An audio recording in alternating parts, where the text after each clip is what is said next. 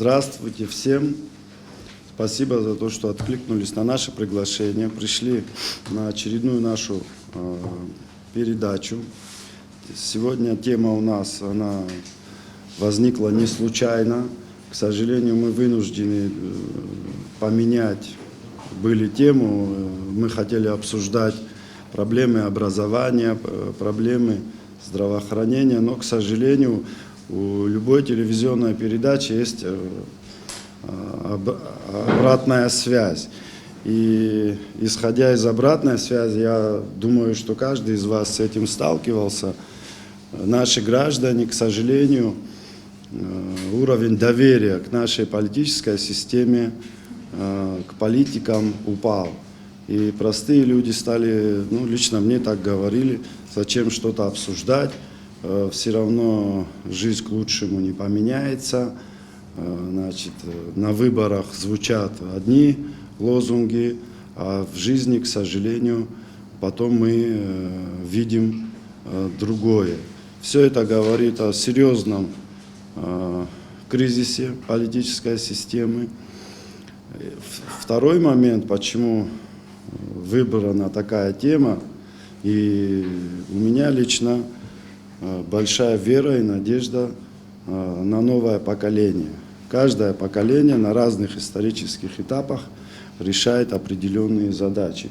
Сегодня наша задача выстроить все институты государства для того, чтобы наши граждане почувствовали все преимущества проживания в независимом суверенном государстве. Если вы позволите, я пару минут хочу дать небольшую оценку текущей ситуации. Дело в том, что из открытых источников Апснепресс на заседании Кабинета министров прозвучало, что в 2024 году 60% мы сами должны будем из собственных доходов оплачивать заработную плату многим категориям бюджетников, а с 2025 года 85%. Это речь идет о нескольких миллиардах рублей. Та текущая ситуация, которая сложилась сейчас, то есть мы по факту имеем 2020, 2021, 2022 год включительно, мы получим всего лишь в доходной части плюс 1 миллиард.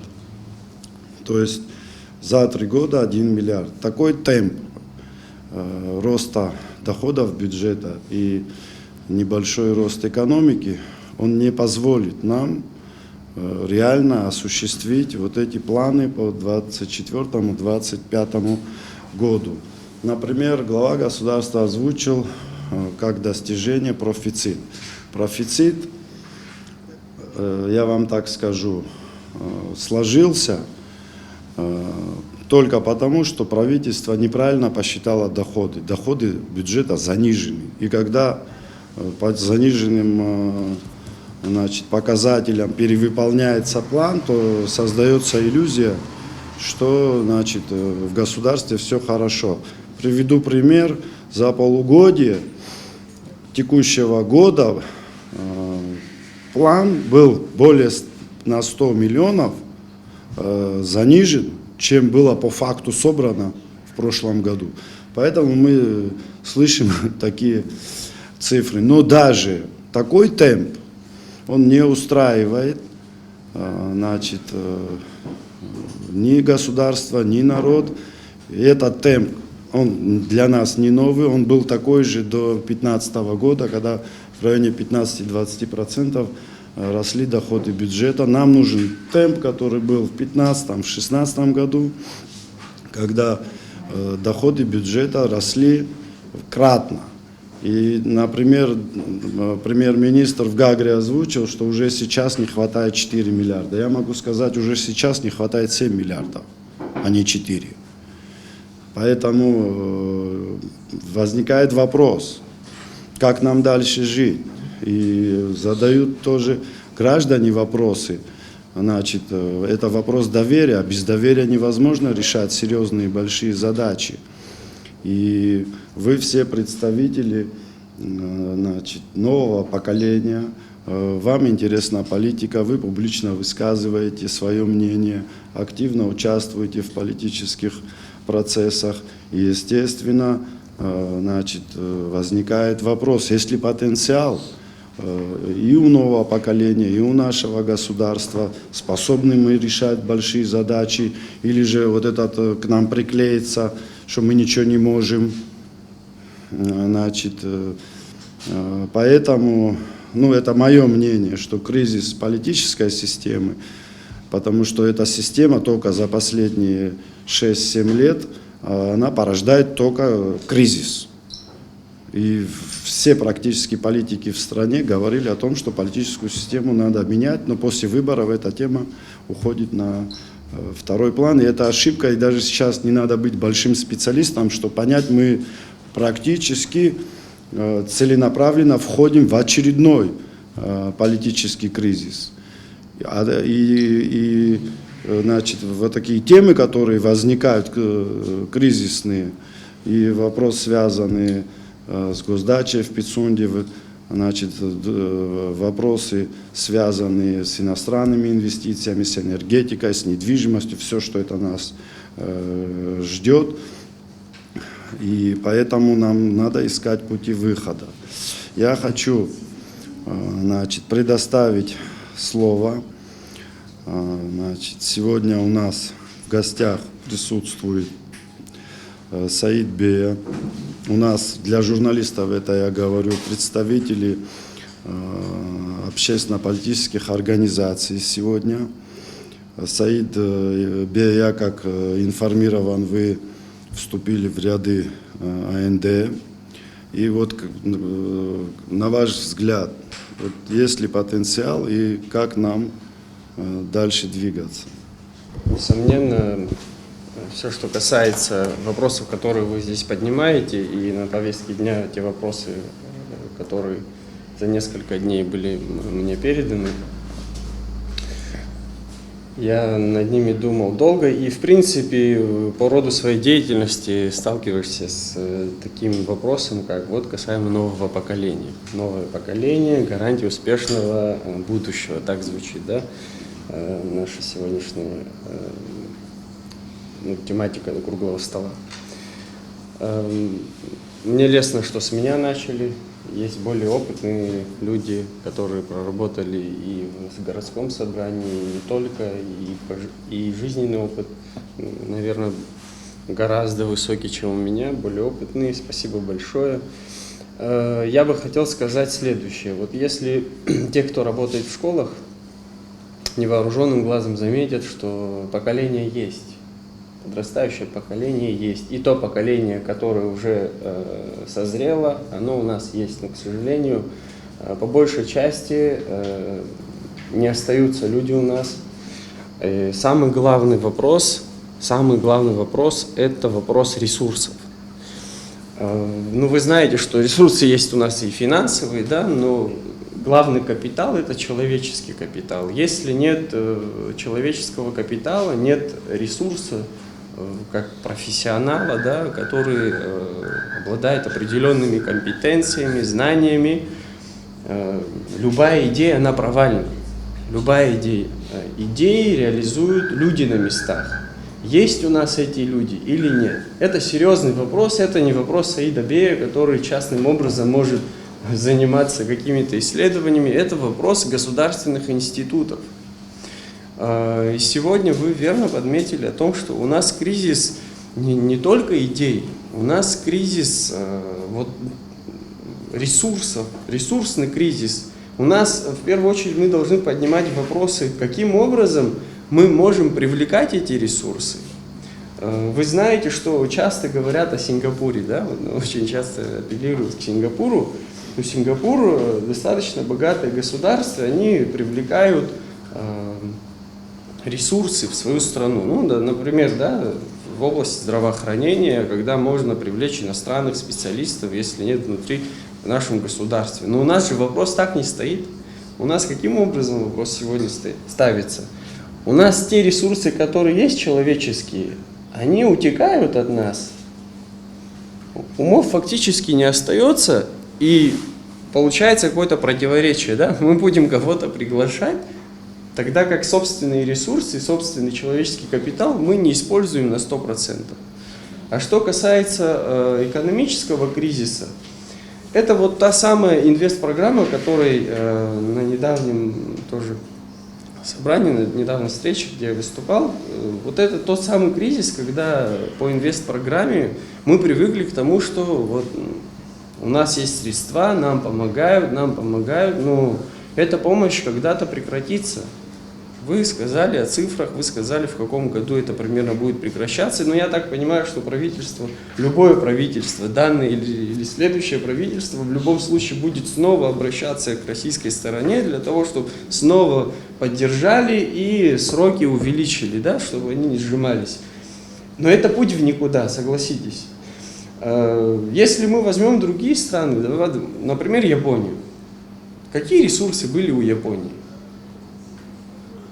В плане промышленности или человеческого капитала.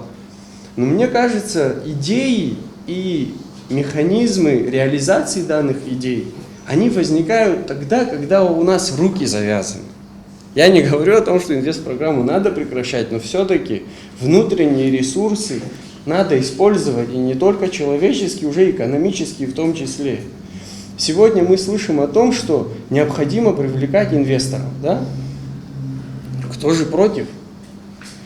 Но инвестор и олигархат – это немножко разные вещи. Это мое понимание, я, возможно, не прав.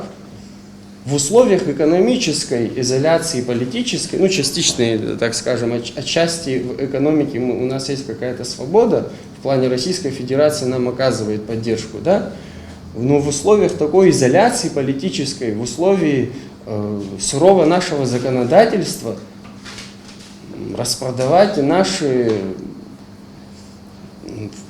активы именно олигархату, это неправильно, потому что завтра придут монополисты, и у нас начнет страдать, а и без того страдает в условиях кризиса и мирового в том числе, и НДС, о котором говорили, малый и средний бизнес. Он же тоже должен как-то выживать. Бизнесмены содержат людей, штаты, люди там работают. Если будет кризис, придут монополисты, конкуренции, если не будет, здоровой конкуренции, мы понимаем все, что не будет развития. Это тоже путь в никуда. Мне кажется, должен быть прогноз. Определенные институты, экономисты должны работать над этим. Но в свете последних событий, скажем, вопрос по электроэнергии, да, по майнинг-оборудованию, эксперты высказались, да, как, в правительстве сказали, что вот возможно, но просчитались. К сожалению, не признали, что это был серьезный промах, никто это не признал. И мы пошли дальше. Сейчас снова очередные заявления, и мы, конечно же, понимаем, что эти заявления какой-то определенный характер носят. Мы понимаем, что все патриоты, здесь нет тех, кто не любит наше государство. Так, проблема в том, что мы в другую плоскость переходим, или нас переводят. Здесь вопрос не личностного характера, не вопрос личностей, кто лучше, кто больше, кто выше, нет. Здесь вопрос государственного развития. А в вопросах государственного развития, да, конечно, личности играют роль. Но мне кажется, нам необходимо все-таки обратиться к нашим институтам.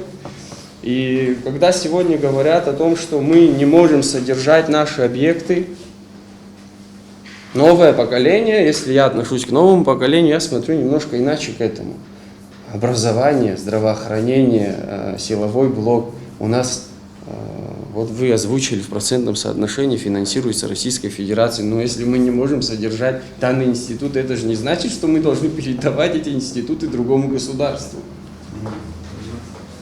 Я не занимаюсь подменой понятий, но просто хочется поставить все точки над «и», чтобы мы понимали, что это серьезные темы, которые мы поднимаем, и просто так о них говорить нельзя. От того, что я не могу содержать свое хозяйство, это проблема другого государства. Я согласен с Саидом. Дело в том, что если, скажем так, руководство страны озвучивает основной причиной денег нет, а дальше не раскрывает, почему денег нет или с чем это связано, то все фактически и опытные люди, и эксперты из академических кругов, из университетских кругов однозначно говорят, денег нет, потому что нет реформ. Там другого диагноза быть не может. Значит, будут реформы, будут деньги. Поэтому зацикливаться на этой теме, что именно причина денег нет, поэтому мы должны там на какие-то шаги пойти или на какие-то уступки, она не убедительна, я так скажу, потому что, я еще раз говорю, в истории нашей страны есть года, когда даже не дожидаясь реформ, в бизнес вовлекались тысячи людей, люди строили отели, предприятия, цеха, бюджет кратно увеличивался, и, кстати, не от НДС, а от налога на прибыль. Поэтому этот опыт не надо отметать, или там политически кому-то не нравится, или что, потому что наши граждане, работающие в экономике, они не политизированы. И им надо просто создавать условия роста.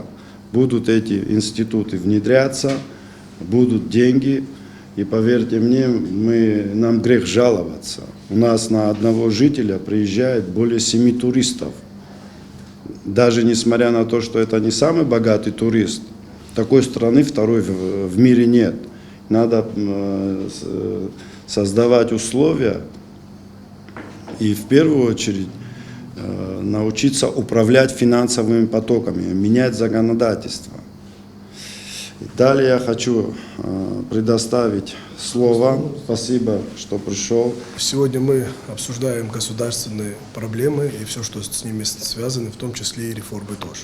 Я бы, знаете, что хотел сказать, более обратиться к цифрам, сейчас, да, не критиковать там просто так, почему все плохо. Понятно, что на протяжении там длительного времени Абхазия испытывает определенные проблемы. Часть этих проблем, она сегодня, вот сиюминутно решить будет очень трудно. Кто бы там сегодня не был бы в власти, какая бы сегодня политическая не была бы конъюнктура, ну, это нужно признать. Но есть вещи, которые, конечно, трудно понять. Вот что касается реформ. На мой взгляд, необходимы структурные изменения. В первую очередь, вот если привести статистику, данные Госстата, да, других официальных данных у нас нету, вот из 145 тысяч, допустим, трудоспособного населения, 42 тысячи, которые работают официально. Из них 30, где-то 8 тысяч, 37, они так или иначе привязаны к бюджету. Это говорит, конечно, что в государстве есть у нас очень большие в этом плане проблемы. Государственный аппарат, вот охрана, о чем я хотел, да, зациклиться, государственный аппарат, безусловно, он раздут. Безусловно, одни и те же функции, да, дублируются одними и теми же людьми. Но, на мой взгляд, у нас в Абхазии население 300 тысяч. Для этого нет никакой необходимости. Вот пример, один пример, который, в принципе, и приводили до этого, вы сегодня там актуальны. Вы сами имеете опыт в этой работе. Министерство экономики, да, целое ведомство есть. У нас дальше есть управление экономики при кабинете министров, помощник президента по экономическим вопросам. Более того, в городах и в районах есть управление по экономике, да, а сама экономика, вы, как видите, очень сильно страдает, да, и очень сильно страдает. Ну, в первую очередь, наверное, можно понять тех руководителей, которые там, да, вот платят заработную плату, типа, и все, типа, ну, недовольства нет, да, особенно, да, да, я к чему говорю, да, я к чему, конечно, вот я сейчас к этому хочу перейти, я к этому хочу, да, я к этому, да, перейти хочу. Вот я все-таки вернусь. Они уже не верят, что вот это все. Да, конечно. А как сделать, чтобы ну вот да, там, допустим, руководителей многих это устраивает. Нету такой точки недовольства, где сейчас будут люди, да, недовольствовать. Но так долго мы себя, все, я думаю, на этом месте стоять мы просто не можем. Необходимо сегодня какие-то делать новые шаги. На мой взгляд, Конечно же, и власти, которые идут, говорили, что будут сокращать, что численность государственного аппарата будет меньше. Но на самом деле, что мы видим, она стала только больше. У нас даже вот по моим данным, да, есть помощник там или как представитель президента там в Кальском районе или где-то. Зачем это все надо делать? Наши возможности, они измеряются бюджетом нашим, да, а у нас практически 65% доходов это не за счет там, наших средств, да, за счет средств Российской Федерации. И получается, что мы вот датируем, да, платим пособие, как бы это так и называется. Конечно, нужно, и именно наши граждане, да, которые налогоплательщики, они должны именно содержать тот аппарат управления, который они могут содержать, но не то, что сегодня мы имеем. Что касается других тем, сейчас и реформы нужны, все нужно, но вот я по части вот того, что хотят там передать кому-то, вот я тоже хотел пару слов на это слово сказать. На мой взгляд, мы как-то тоже официально и публично высказывались по данному поводу. И я вчера видел тоже там абхазское телевидение, дебаты, да, и все такое. На мой взгляд, вот есть такая тонкая грань. Кто-то хочет показать, что есть часть граждан в Абхазии, которые не хотят какие-то антироссийские настроения против. Но лично я, допустим, да, не встречал ни одного человека, ни одного гражданина Абхазии, который против того, чтобы данные объекты там находились в пользовании, да, у российской стороны. Мы же о другом говорим. Мы не можем понять, почему вы передаете в собственность. Почему? Что это будет для нашей страны, да? Какие там, если кто-то нам может объяснить, или глава государства, что на самом деле это необходимо, что на самом деле в этом есть там будущее Абхазии или что-то, конечно, я думаю, что граждане будут за. Но вот объяснения, Кахра, ты понимаешь, такого мы не получили.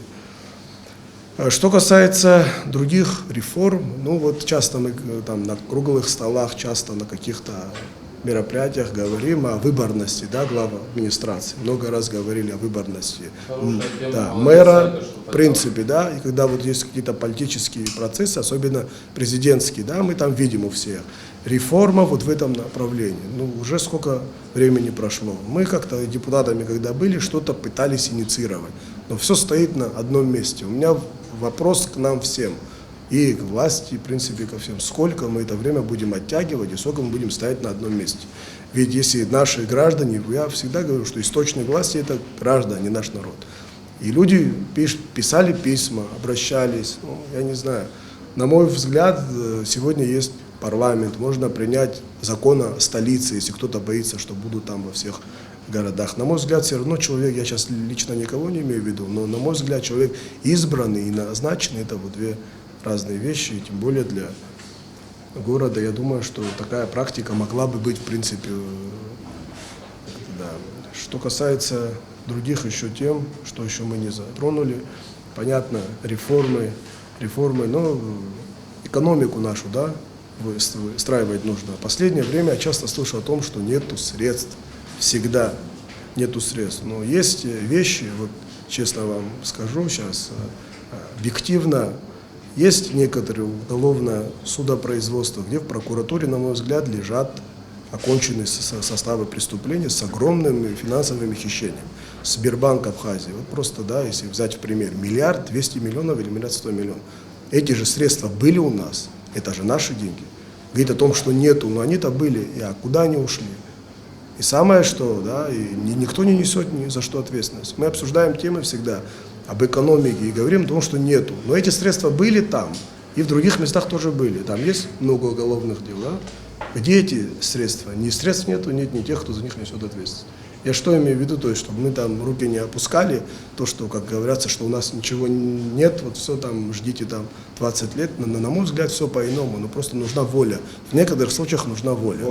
Воля. Вот то, что вот по государственному, да, вот я что говорил, да, государственный аппарат, сколько можно средств, да, для бюджета, если сделать сокращение, там же не нужны деньги, да, это же не реформа там нужны, наоборот, тут нужна воля. Тут нужна воля. А сегодня мы видим, что и помощников стало больше. Большому сожалению, и помощники стали больше, и в каких-то управлениях их стало больше. Говорим одно все вместе, приходим, начинаем делать другое. А почему? Ну, это можно прекратить? Конечно, можно. Это не то, что можно, нужно. Это прекращать нужно. Это непопулярные решения.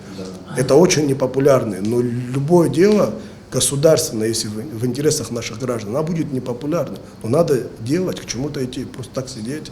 Да, и будут там пособия у людей. Я так это называю. Смотрите, сколько людей трудятся в сфере экономики. А где она, эта экономика? Если мы говорим постоянно, что у нас нет средств. Вы оба затронули эту тему. Два таких тезиса. Это ответственность И воля. и воля. Да.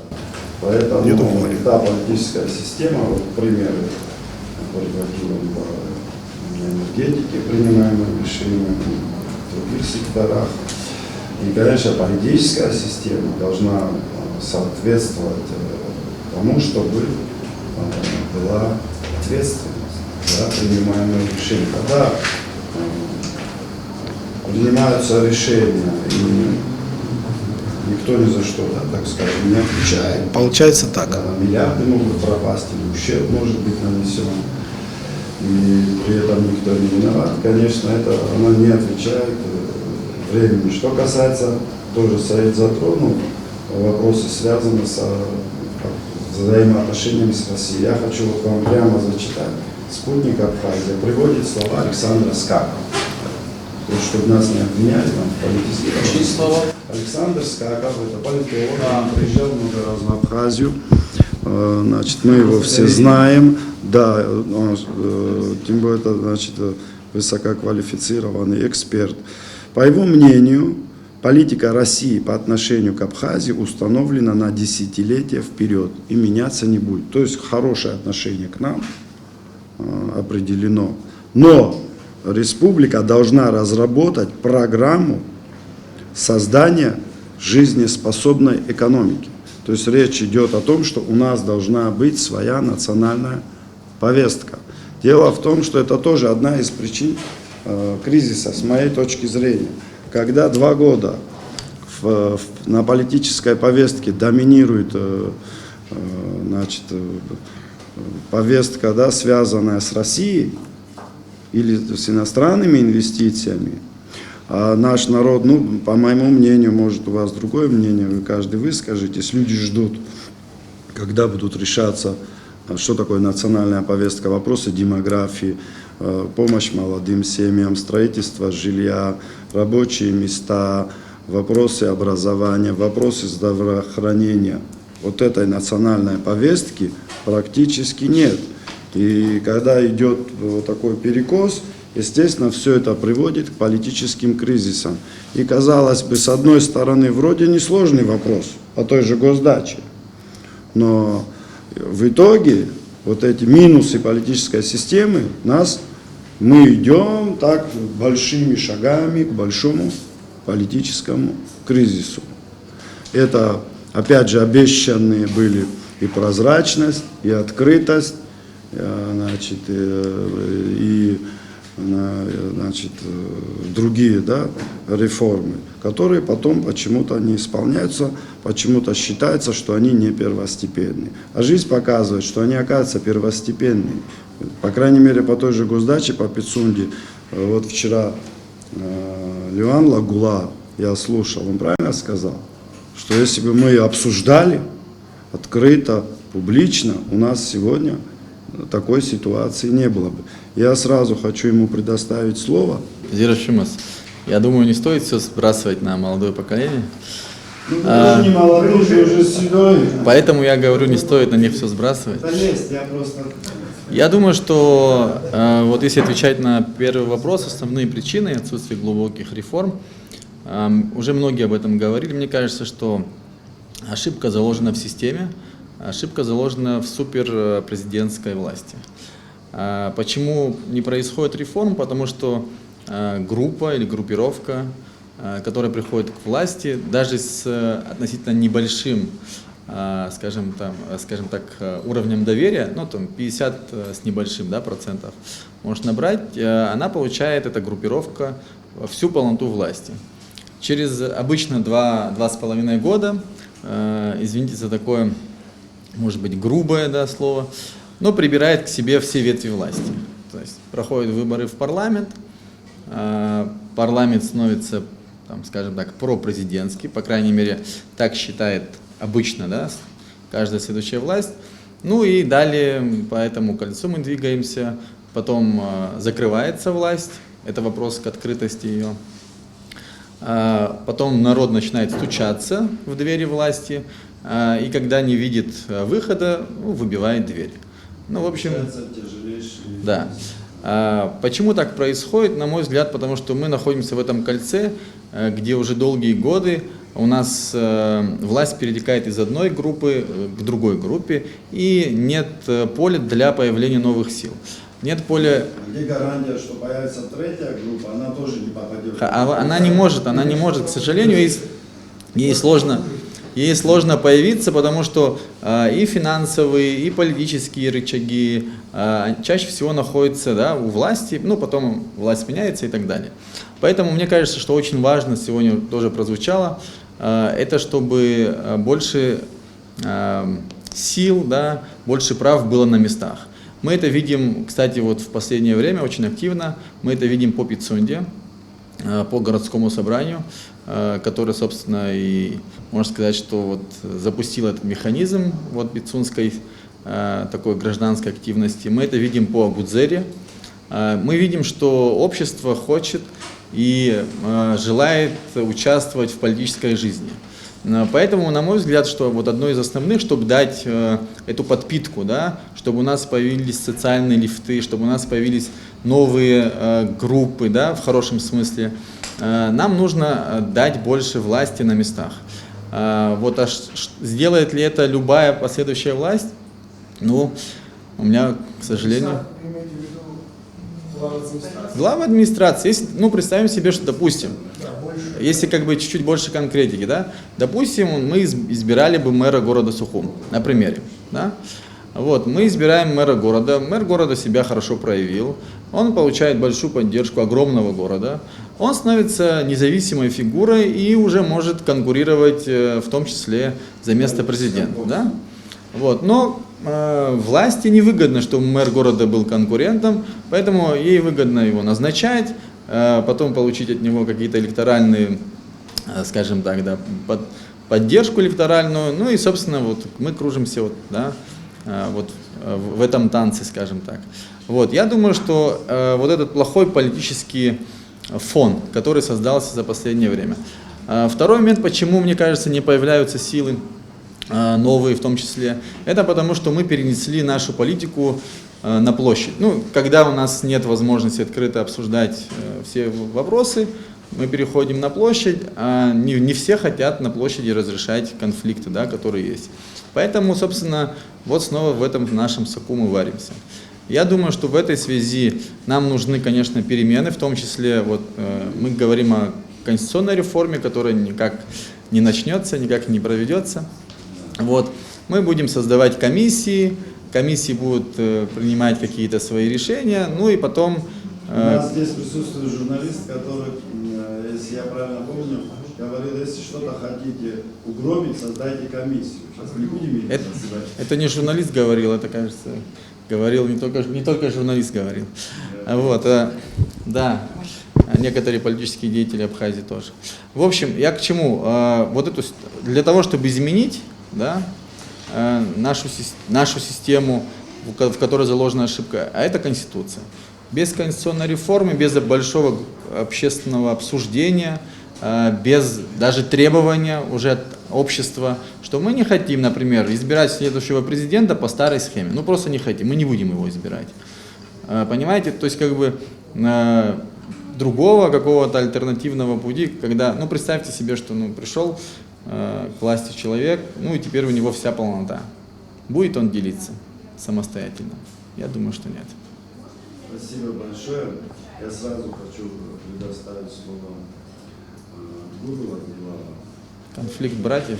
Я знаю, что я очень не люблю Ахра, когда слово молодежи используют в советском смысле этого слова. Нет, я вообще говорю, я не тебе. Да, я не тебе. У нас мы живем в современном абхазском независимом государстве, суверенном.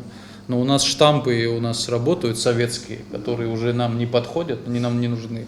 И слово «молодежь» тоже такой же советский штамп, который использует, так скажем, наша политическая элита советская, которая в основном для того, чтобы определить нам место. Вот вы молодежь, вот вы должны, вот ваше место молодежи, да, там рабочие места нам говорят, там что-то вы еще хотите, молодежь, что-то нам такое говорят, да. Ну, особо никуда в политику не лезьте, вам рано, вы вообще поэты, и вообще лучше вам ни о чем не разговаривать. Ну, то есть, условно говоря, определяют место где-нибудь подальше, и там сидите и не вякайте. При том, что средний возраст погибшего в 92-м году, 93-м, в нашей войне 22 года средний возраст. То есть умирать за страну мы можем, а высказывать свое мнение нам пока нельзя.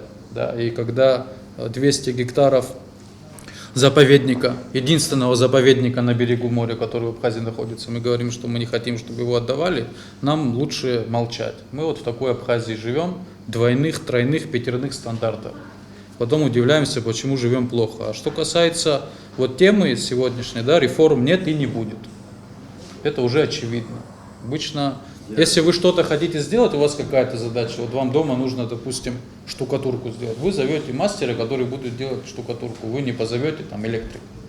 Вот если вы собираете такой кабинет министров, да, где глава Александр Анкваб, да, по-разному можно к нему относиться, человек опытный, там, известный, но это говорит о том, что реформ не будет, потому что Алика Анкваб под реформы вы не будете ставить, это же очевидно. Он может какие-то другие задачи хорошо будет выполнять, но точно не реформы. И весь кабинет министров так создан, что он не приспособлен для этого. Мы маленькая страна, у нас от одного человека все зависит, там, от двух, от трех. Да? То есть, если вы ставите задачи, там, реформ, вы будете и команду соответствующую набирать. Этой команды нет. Ее нету ни в кабинете министров, ее нет ни в администрации, ее вообще нигде нет. Ее в парламенте нет. Поэтому реформы не ждите, ну, в обозримом будущем, к сожалению. Что касается, вот я говорил, что у нас советская элита, да, у власти, хочется о каких-то принципиальных вещах говорить, которые у нас много лет продолжаются. Не то, что сейчас какая-то сиюминутная, то, что у нас продолжается очень много лет.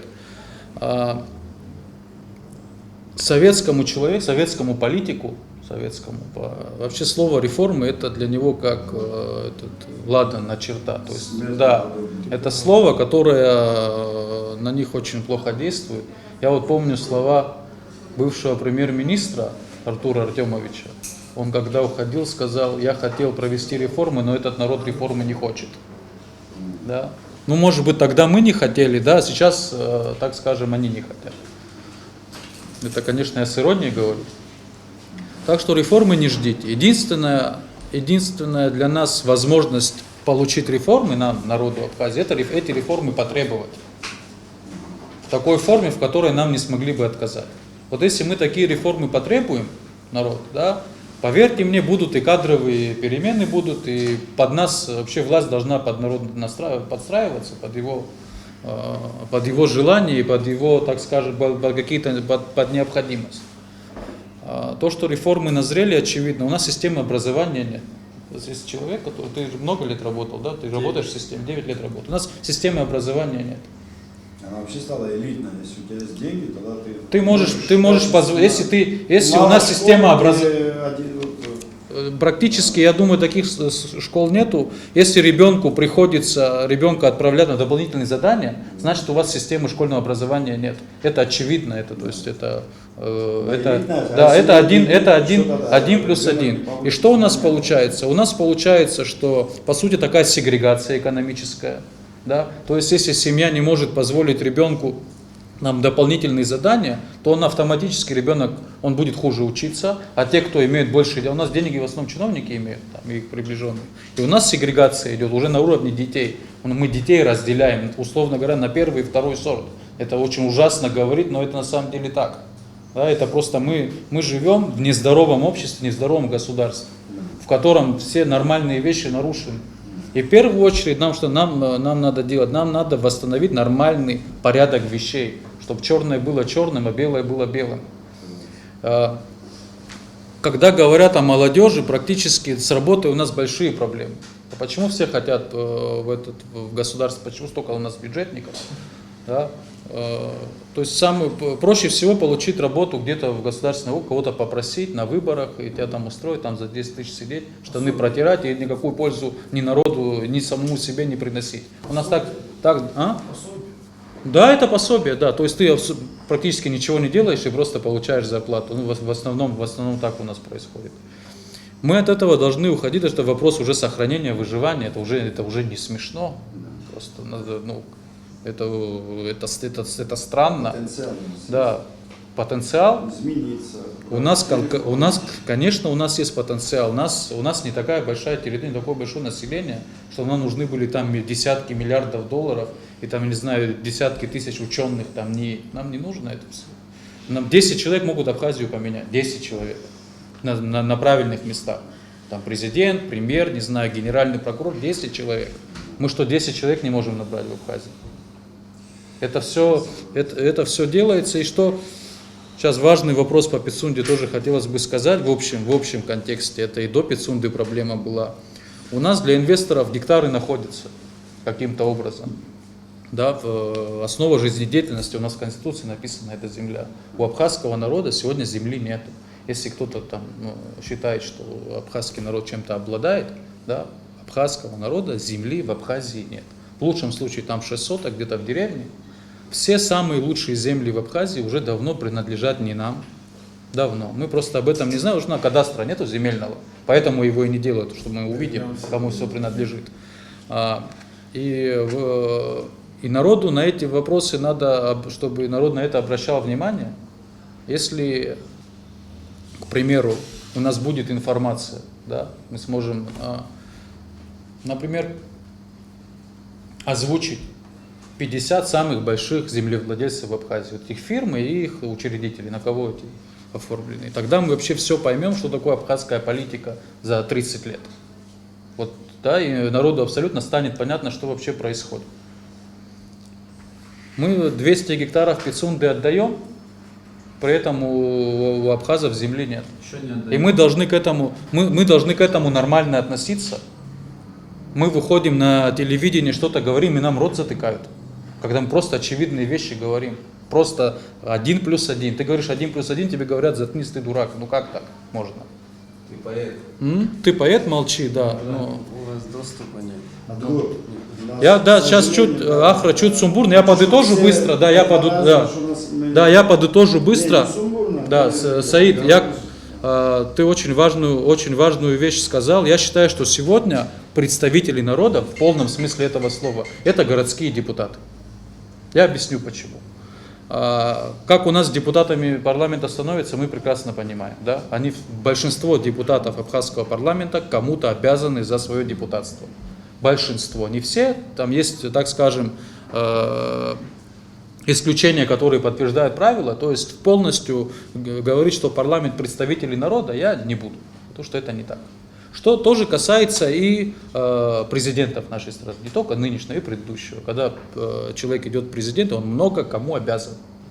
И не народу, который за него поголосовал, там у нас, мы знаем, как у нас работает система, да, выборная. Там на местах всякие капитаны, у капитанов есть генералы, и каждый из них что-то хочет, кого-то назначит, кому-то землю. И так у нас власть формируется уже много десятилетий. Да, то есть народ где-то в конце находится. Единственные люди, которые в большинстве своем сами приходят, да, это городские депутаты, у которых сегодня вообще никаких полномочий нет. То есть наши представители, реально наши представители не имеют полномочий. И в первую очередь мы должны прийти к тому, и главы администрации мы должны выбирать. Это уже местное самоуправление отражено, но оно не наполнено содержанием и смыслом. Да. К этому им добавить полномочия глав администрации районов, мэров городов, всех надо выбирать. Даже глав сел надо выбирать. Надо систему ответственности так выстраивать. Назначенный человек в первую очередь обязан тому, кто его назначил. Это же очевидные вещи. У нас, кстати, и представители оппозиции многие против этого. Но представители власти автоматом всегда против этого. Но это то, что нашему народу на самом деле нужно. В этом потенциал народа раскрывается. На низовом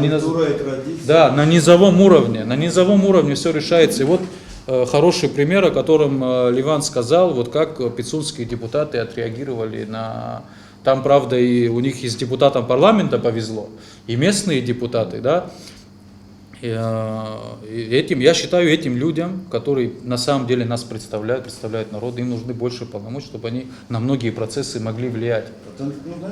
Вот, значит, в народе есть потенциал, мы его должны на законодательном уровне его там создавать инструменты, чтобы его реализовывать.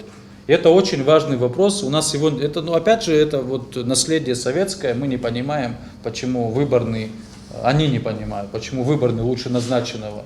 Ну, для народа, скажем, для народа, так скажем. Я тебя остановить, я хочу, чтобы все успели выступить. Я даже его больше не буду комментировать. Андрей Начкевич, представитель организации «Эдгула». Приветствую всех присутствующих. Хочу отметить, что здесь в основном собрались представители поколения, которые сформировались в независимой и суверенной Абхазии. И мы не видим другой Абхазии, кроме как независимой, свободной и так далее. Все вот в этом ключе хочу отметить. И нас совсем не вдохновляют такие словосочетания и выражения, как поделиться частью суверенитета или интеграция или отчуждение. Нас вдохновляют идеи. Хочу вот задать вопрос, какие идеи, да, национальные идеи за последние 2 года, 5 лет или 10 лет нам предложили. Мы видим, что наши политические элиты, политики, общественные деятели занимаются междуусобной борьбой. И наблюдаем ярко выраженный конфликт интересов. По сути, никаких идеологических противоречий нет, абсолютно. Есть просто внутреннее противостояние, которое уже больше десятилетия держит всю страну в политическом кризисе.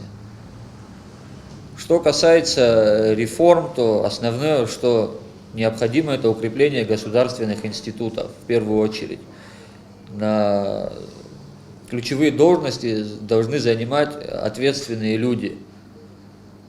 И, конечно, нужно подготавливать программные документы для того, чтобы вводить те или иные реформы. И волевыми действиями необходимо продвигать эти самые реформы вперед. Вот опять вот мы слышим про тот же Сингапур. Всегда нам рассказывают одно и то же, просто многие почему-то не хотят понять, что Сингапур – это государство, которое находится на стыке важных торговых путей. Соответственно, они занимаются логистикой, перевалочными, то есть это перевалочный пункт, логистический центр и так далее. Нас также ставят в пример Швейцарии, благополучной Швейцарии, я бы хотел сказать, которая, извините меня, граничит на севере с Германией, на юге с Италией, там, на востоке с Австрией и на западе с Францией. А мы граничим с Российской Федерацией и с Республикой Грузия, с которой находимся в состоянии войны. Учитывая все это, хочется отметить, что, вот как Адгур сказал, в ближайшее обозримое будущее очень трудно ждать каких-то значимых реформ. Нам почему-то хотят навязать мнение, что действительно молодое поколение не способно привнести благо формирования молодой республики. Соответственно, одна из важных проблем вот, отсутствия глобальных реформ – это, во-первых, как я уже говорил, внутреннее противоречие, во-вторых, это неэффективное управление государством. Нужно выработать необходимые механизмы для регулирования деятельности исполнительной власти, чтобы нам не приходилось в будущем выходить на акции протеста, и как сегодня Шансу Хадлиба, рискуя своим здоровьем, ставя под угрозу свое здоровье, пытается добиться справедливости. Хочу также отметить, что у нас есть необходимые силы и энергия для того, чтобы продвигать глобальные реформы, для того, чтобы наше государство формировалось в современном ключе.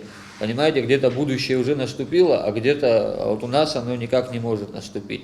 То есть одно дело, когда ты хочешь сократить отставание, да, а другое дело, когда ты даже не стоишь на этом пути.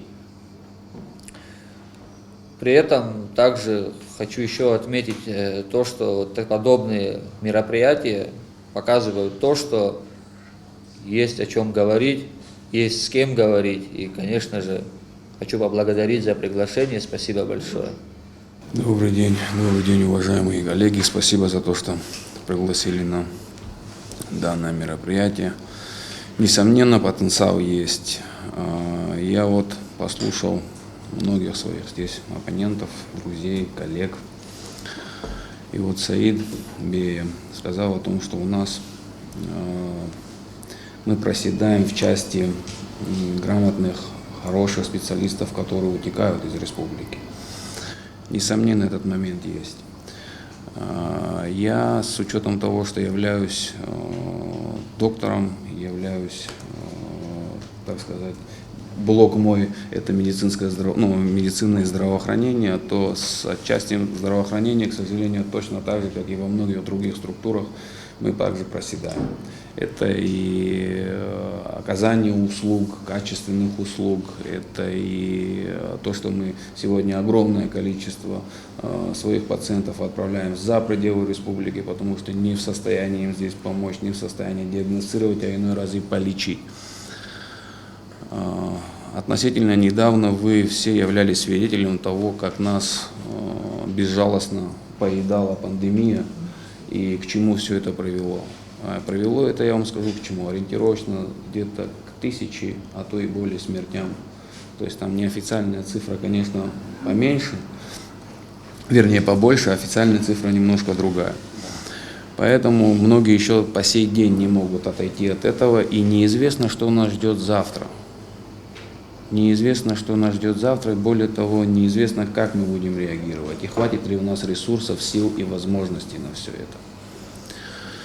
Поэтому, говоря о переменах, несомненно, перемены нужны. Если брать, допустим, систему здравоохранения, нужно, это, на мой взгляд, это централизация районных ЛПУ, то есть сегодня мы подведомственные учреждения у нас есть, это республиканская больница, это ряд других учреждений. Но если взять, допустим, какую-нибудь Афонскую больницу, это не подвед Министерству здравоохранения, то есть, да, и много-много других таких учреждений по республике. Это повысит качество оказываемых услуг, взаимодействия, маршрутизацию в случае необходимости, в случае той же войны, которую мы, как все здесь сидящие, не исключаем никогда и всегда не помню, что не дай бог, что наши соседи не дремлют, так сказать. Вы знаете, во всех благополучных государствах существует некая триада. Триада такая, может быть, банальная, но тем не менее она имеет место быть. Это высокий уровень образования, это высокий уровень силового блока и высокий уровень здравоохранения. Только в этом случае государство, как полноценное государство, может состояться и двигаться вперед и развиваться. Если какие-то отдельные позиции, которые стоит отметить в здравоохранении, ну, наверное, они есть. Это вот, как я уже ранее сказал, острая необходимость порядка повышения квалификации специалистов, которые находятся как и здесь, так и за пределами республики. А порой те специалисты, которые работают уже давным-давно, и это не специалисты моего возраста, это гораздо старшие специалисты, то поднять вопрос о том, кто из них когда был на какой-либо последней конференции, и что, какие новые методы лечения. Можно мне вопрос? Да, конечно. Пандемия, с моей точки зрения, показала самое главное, что у нас есть люди, способные на жертву. Потому что первые несколько месяцев вообще даже никто не понимал, выживешь ты или нет, если ты будешь заходить в красную зону. Но я считаю, что, ну, например, мы все смотрели новости, и итальянские врачи, они прямо вот попросили помощь немцев, и немцы самолетами вывозить стали людей, самолетами в Германию, показывали женщину, врача. Я этот репортаж помню, она просто плакала, потому что они не знали, как спасать людей. И в этом плане, ну, вот этот человеческий потенциал, да, потому что вы больше сказали, как выстроить централизованную систему. Но мы тоже по врачам ходим и видим замечательных людей, которые... И да, вот побольше о людях, если бы вы сказали, вот с точки зрения потенциала. Понятно, что повышать квалификацию все время надо, потому что наука идет вперед, новые, да, там. И вот это, если вы бы озвучили. Несомненно, есть у нас хорошие специалисты, которые оказывают, как сказать, правильные медицинские услуги в плане того, что пациенты в основной своей части уходят здоровыми домой, то есть приходят с бедой и уходят без нее. Их очень много, работают они не только в одном каком-то определенном учреждении. И, как показала нам пандемия, это специалисты с разных районов нашей республики. Это из Творчелли, это из Гудауты, это из Сухума, то есть со всех абсолютно районов есть хорошие специалисты. На мой взгляд, нужно им помогать, нужно их подталкивать и пытаться всячески, то есть если у них не получается и не хватает возможности на то, чтобы они выезжали и получали что-то дополнительное, что-то сверх, государство должно быть в этом заинтересовано в первую очередь, помогать таким специалистам и делать все для того, чтобы они все лучше и лучше становились и работали. То есть потенциал для модернизации, реформы медицины уже человеческой у нас, я думаю, есть, но мы больше уверены. Есть, конечно есть. Помимо этого, вот я бы хотел еще добавить, вы сказали, в период пандемии много жертв и так далее, да.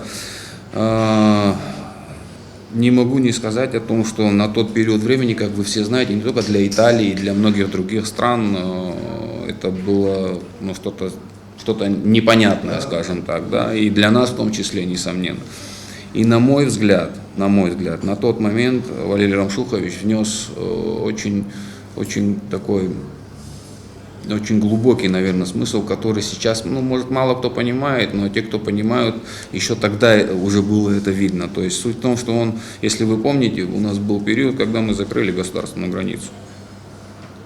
Да, было Вы же помните это, что, то есть в нашем случае, это сугубо моя точка зрения, в нашем случае, я лично считаю, как специалист своей области, что в нашем случае лучше предотвратить, чем потом бороться, не зная с чем и как. Вот, пожалуй, наверное. Спасибо. Я хочу сразу, у нас, к сожалению, время уходит. Предоставить слово Артему Иракосяну. Очень приятно. Приветствую всех, уважаемые коллеги. Послушав всех, вот сделал какие-то заметки. Адгур говорил о земельном кадастре. В принципе, я как-то так поверхностно изучил эту тему. У нас не то, что земельного, у нас его в принципе нет. То есть мы не знаем, какие строения кому принадлежат на береговой линии, на второй линии и так далее. То есть наша администрация, если брать сам город, она не может сказать, какое точное количество средств попадает в бюджет. То есть это основная реформа, которая нам нужна на сегодняшний день. Фундамент любого государства – это кадастр. Мы должны понимать, какая часть денег попадает к нам.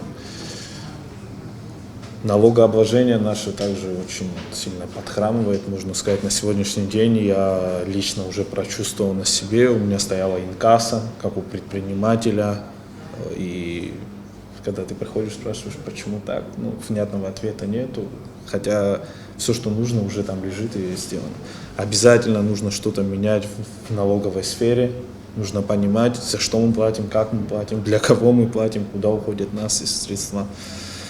Обратная связь. Да, чтобы мы знали, что происходит. По поводу того, говорили о молодежи, почему она уезжает.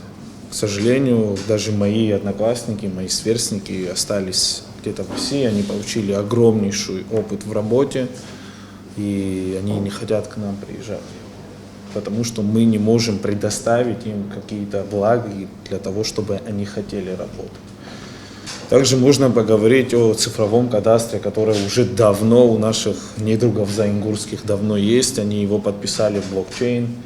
То есть там у них все очень хорошо. И Есть наши ребята, которые занимаются IT, но они не могут себя реализовать здесь, и им также приходится покидать. То есть реформ, в принципе, должно быть очень много. Во благо нашей республики, во благо нашей молодежи. У нас вопрос стоит, вот вы сказали, у нас есть специалисты IT, то есть мы способны на реформу. Есть ли у нас люди образованные, грамотные? Однозначно у нас есть ребята молодые, я с которыми знаком, с которыми общаюсь, которые в основном работают в банковской сфере, но это очень светлые ума, которые готовы работать не только на благо себе и как бы нашей республики. Но опять же, к этому всему надо приходить. Ну, надо создавать условия для того, чтобы люди могли Или работать. реализовать свои планы и идеи. Очень сложно все у нас. Ну, к сожалению, пока сложно, и Абхазия не первая страна, которая на этом пути тратит на это десятки лет. Многие страны, к сожалению, с этим сталкивались. Сегодня лишний раз убедился, что потенциал у нашего народа есть.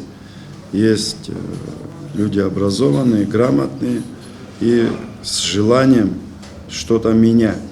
Менять нам надо, потому что у нас нет выхода, иначе мы опять попадем в очередной тяжелый политический кризис. Я думаю, что никому это не надо, никто этого не хочет. И в первую очередь этого не желает наш народ. И люди не хотят по политическим мотивам ссориться внутри семей, внутри фамилий, хотят больше предсказуемости. И, естественно, та политическая система, которая была выстроена под войну, под противостояние с Грузией, после признания, она, к сожалению, не соответствует целям и задачам нашего народа. И она очень часто порождает только тяжелые политические кризисы. Я вынужден, вот коротко, если можно, к сожалению, время улетает, мы ограничены эфирным временем на базе по 2 минуты каждый. Добавьте, потому что, может, вам хочется еще что-то сказать. Начнем уже отсюда, с Саида. Значит, мы сегодня сказали, что нужна воля, да, Ахра, во многих случаях. Честно сказать, сейчас не будем просто так говорить, еще раз вспомним вот пицунскую тему, потому что сегодня она очень актуальна. И как бы я, в принципе, на круглом столе, когда последний был, задал такой вопрос. Я не считаю, что как сегодня кто-то говорит, противостояние это, допустим, те люди, которые поддерживают власть, они как должны говорить да, те, которые там президента не поддерживают, должны говорить нет. Это вообще не об этом. Была инициатива изначально от депутатов Пицунского собрания. Я хочу, чтобы вот это точно как бы все знали. 1700 или 800 подписей. И это что, люди, которые против власти, что ли? Такого нет. Это просто люди, которые возмущены именно вот этой ситуацией. Да? Вот политизировать, говорить о том, что кто-то не поддерживает это, потому что там нет какого-то курса там, президента. Я считаю, что это не совсем обоснованно и не совсем правильно. Каждый из нас, я еще раз хочу сказать, я сторонник очень близких отношений с Россией. Другого партнера у нас нет и быть не может. Но мы, как граждане, хотя бы должны понимать, если есть какой-то документ, который касается нас всех, хотя бы должны понять, зачем это нужно делать и кому. Если есть, я не знаю, выгода абхазского государства, абхазского народа, обсуждать надо. Но вот просто давать бумагу, давайте там голосовать, без обсуждения, а мы знаем, что эта бумага длительное время находилась. Я еще когда говорил по поводу абхазского телевидения, да, абхазское телевидение открытым должно быть. Вот, на мой взгляд, абхазское телевидение не должно искажать некоторые факты.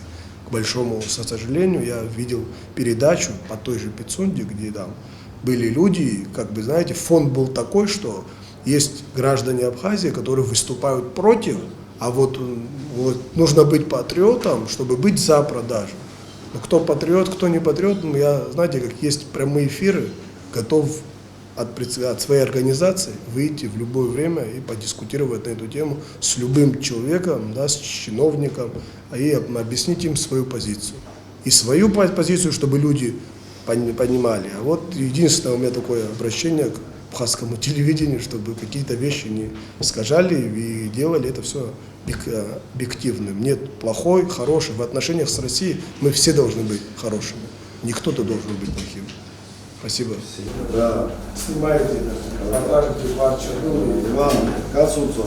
Ну, я очень коротко, можно даже не записывать. Я просто считаю, что нам, как обществу сейчас, к сожалению, в последнее время внушается, что мы чего-то сами не можем, что мы не самодостаточны и так далее. Но мне кажется, основное, вот мы сами, да, внутри общества, давайте мы ответим на вопрос, а мы хотим сами строить свое государство суверенно или не хотим.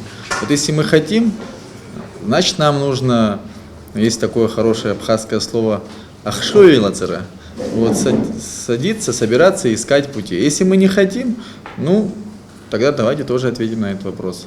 У меня есть глубокая убежденность, что мы хотим, мы можем, и эти инициативы появляются, с каждым днем их все больше. И я бы просто, как со своей стороны, призвал бы, если вы с чем-то не согласны, если вы что-то хотите менять, давайте менять это вместе. Вот и все.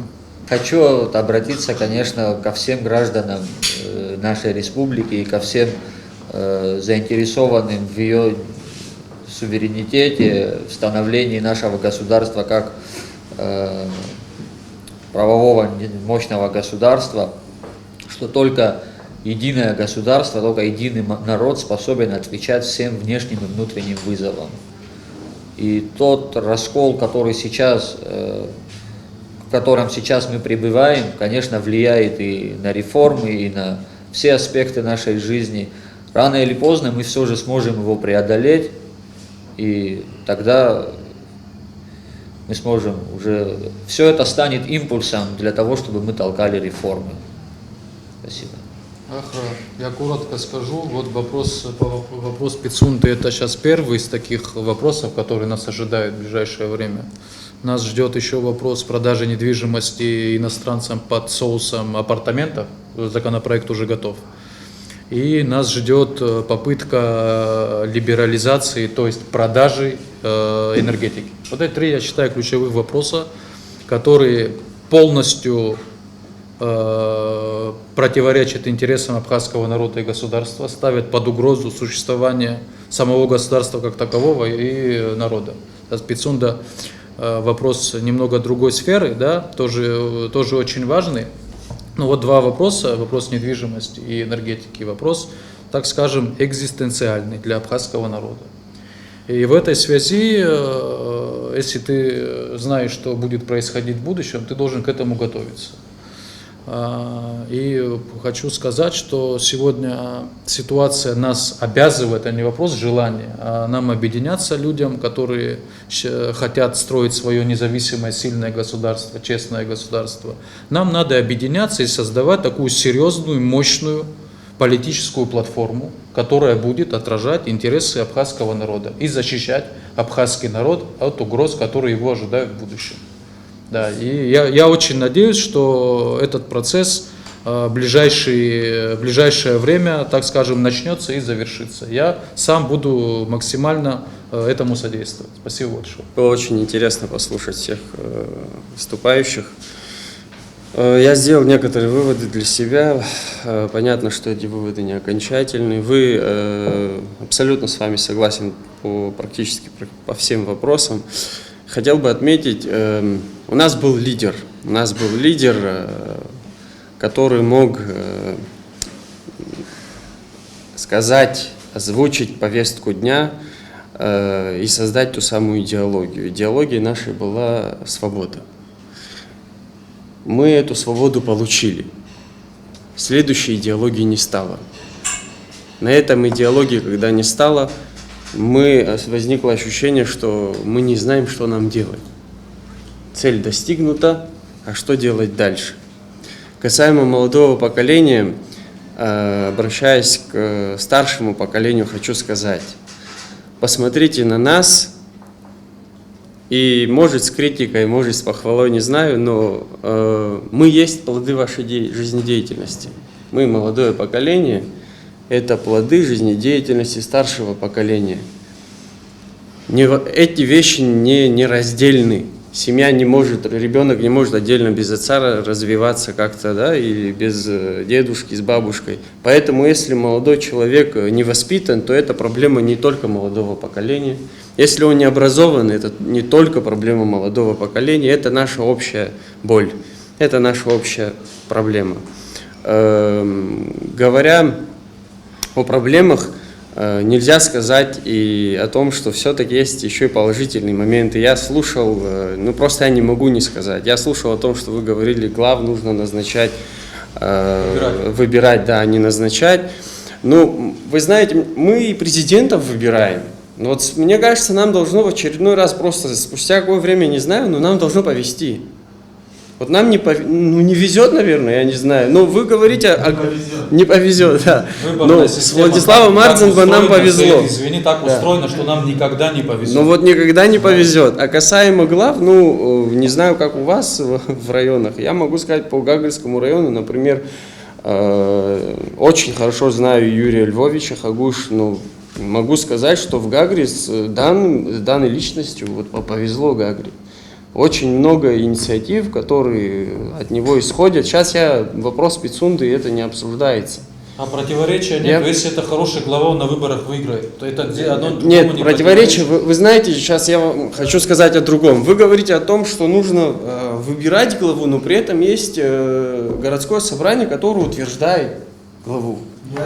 Это все. Вот не такие человек, процессы, да. Опытный человек тебе расскажет, как это работает. Да? Нет, сейчас стоп дискуссии не будет. Я понимаю, что в данном случае, может, опыта нет. Но опять-таки здесь, видимо, провластных больше, значит, в городском собрании, раз они назначают того, кого делегируют. Они назначают того, кого сегодня любой мэр может быть в качестве исполняющего обязанности бессрочно. Всю свою жизнь может быть ее. Всю свою жизнь. Такого, чтобы, да, мэр может быть его 5 лет, 10 лет. Вот такая система.